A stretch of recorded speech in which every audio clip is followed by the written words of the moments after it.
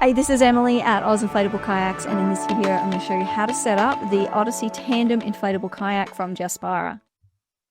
This is a really simple kayak to inflate. Take everything out of the bag, unroll your kayak. You need to get the valves into the inflate position. So there's a stem in the middle, push the button and it'll pop up. And this basically means that when you take your pump off, the kayak will, or the chamber will hold air. It won't go psh everywhere.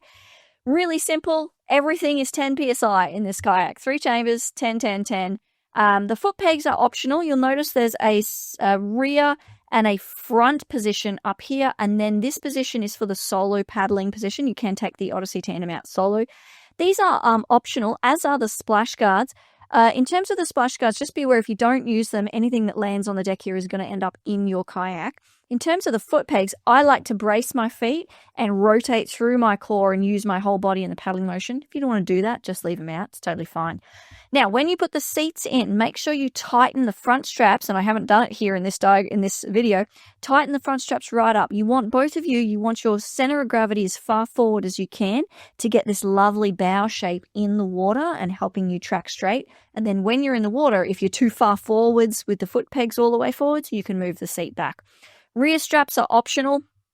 It just stops the seat from falling forwards when you get in. Put your valve caps on. It's a good fail-safe. There is a fin, but don't bother with it. We basically put it on so you'd have a fin box for a propeller.